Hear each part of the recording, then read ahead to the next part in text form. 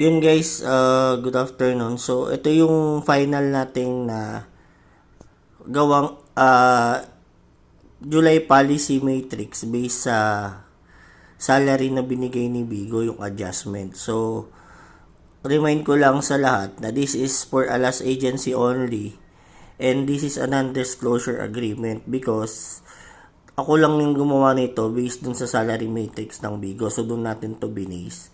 And I see to it naman na everyone will benefit at the same time.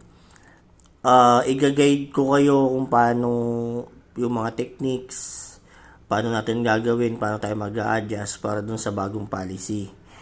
So, hanggat maaari, I let everyone benefit dun sa changes para at least magkaroon tayo ng opportunity. At the same time, yun nga, kumbaga, kung ano man yung adjustment, kung may mga cut man, yung iba walang cut before, ngayon lalagyan natin ng cut. Kasi this time, total downloads yung kinukompute natin. So meaning, this is a agency effort. So, I give everything naman sa sa PUGC para at least lumaki din yung sahod nyo in a way.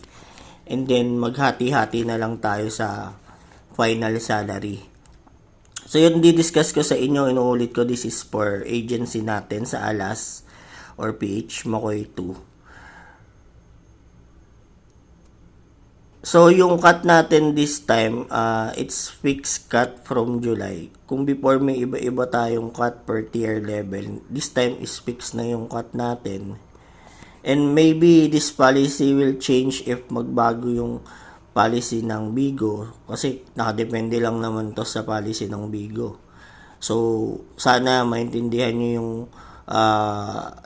policy na ginawa ko kasi I give everything here. Kumbaga, and-explain ko na kung paano yung pinakamabilis nating rules, paano yung pagpapasahod. So, ito hindi na kayo mahihirapang umintindi.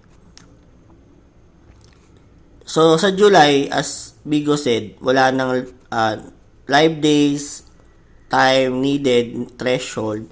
So, just 100% download. So, kung may magpa-download ka, may sahod ka. Kung wala kang download, wala kang sahod. Ganun lang siya kasimple.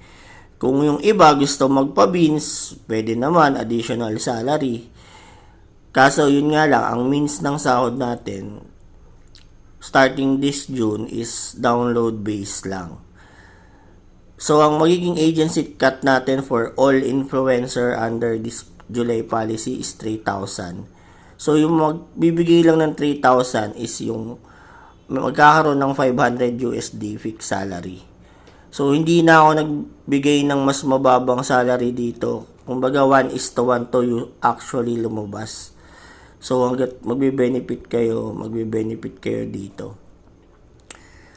So, first is yung 250 download. Pag naka 250 download ka, both Android and iOS,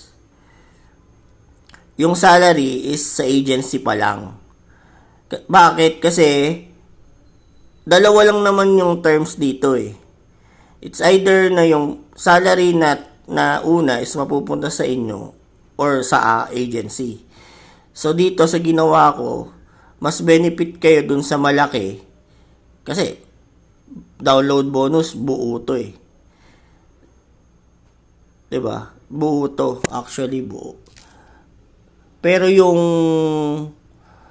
agency salary kasi, but partly yung agency salary guys, i-clear ko sa inyo. Partly yung agency salary,